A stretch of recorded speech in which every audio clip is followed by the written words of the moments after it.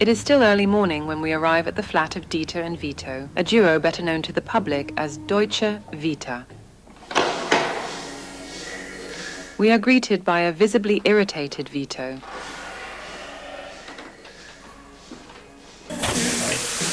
Dieter is making breakfast.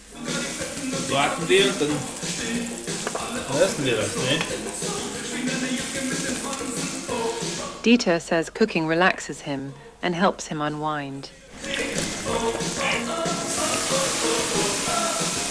One can't help but think it has the opposite effect on his flatmate, and that the day has already gotten off to a rough start.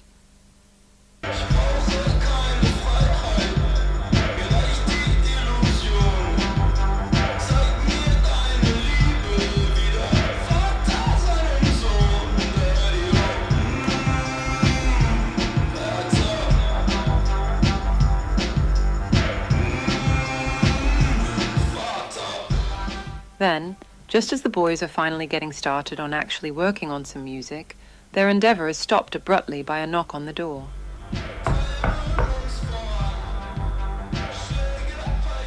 Dieter and Vito seem just as startled as we are. Who could this unexpected visitor be? Vito! Immediately, there is a palpable change of mood. As we would soon find out, these random visits were as common as they were unannounced, and we quickly discovered the cause for this sudden and unpleasant change of atmosphere.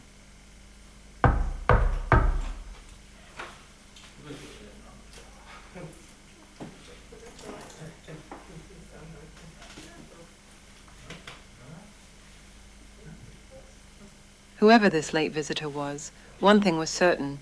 He did not seem pleased to see us. Who the fuck are you? I'm Lucy Bradford. What? I'm doing a documentary on Deutsche Vita. No. For television. What television? What channel? VVS. And we called them, so everything No. is okay. No, you called me. Who are you? Who am I? Gabriele Stanuzzo. Listen, I'm calm management down. Deutsche We're Vita. simply interested in documenting Deutsche Vita, that's all. Okay. Ah, vabbè. VVS? Yes, VVS. that's correct. VVS is good. It's a good camera. Thank you. Glad you like Okay. it. Make what? Documentary? That's correct. Okay. Alright.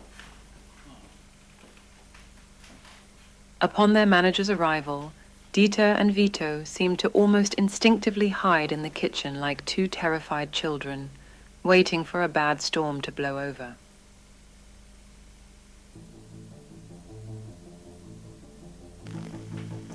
Good, no?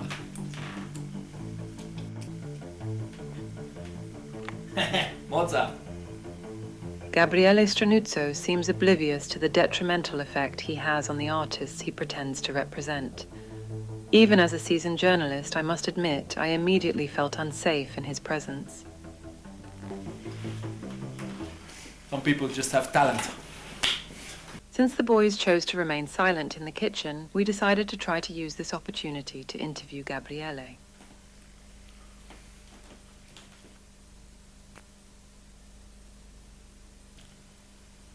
Are you VVS?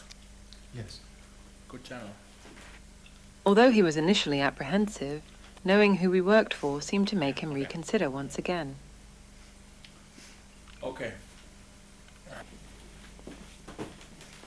I knew this interview would be difficult, but I had no idea just how difficult. So thank you for agreeing to this interview. Could you please introduce yourself? Gabriele Stranuzzo. Okay, so earlier you mentioned you're a manager. Manager. Yes, a manager. How exactly would you describe your role in Deutsche Vita? What? Your role. What exactly do you do? What? What kind of experience do you have managing artists? Experience. Yes. Yeah. So, how long have you been managing the boys? Long time. How long exactly? 5 months. I see. Okay, Yeah. so what exactly would you say you... Come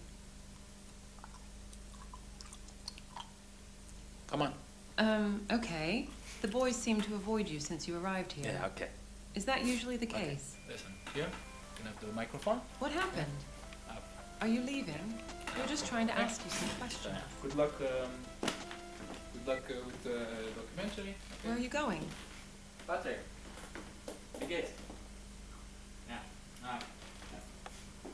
I can't believe it. I know, he was so rude. This disastrous interview, which had raised more questions than it had answered, revealed Gabriele Stranuzzo's true evasiveness. It was clear we had missed our chance, and he would likely avoid further conversation, at least for the day. And so, minutes later, he exited as abruptly as he had appeared less than an hour earlier, albeit struggling more to open the door this time. Stop, okay? Stop. You take care. Good luck with that. Good luck with the documentary, okay?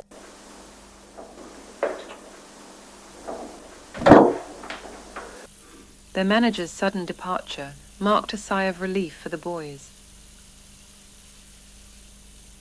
But the thick, ominous cloud of his appearance still hanging in the air, they had no other choice but to call it a day, knowing full well that the creative spirits had evaporated for good. Perhaps that is the nature of creation itself, a pursuit of meaning in a world that only ever offers echoes. For Deutsche Vita, the music plays on, but for how much longer?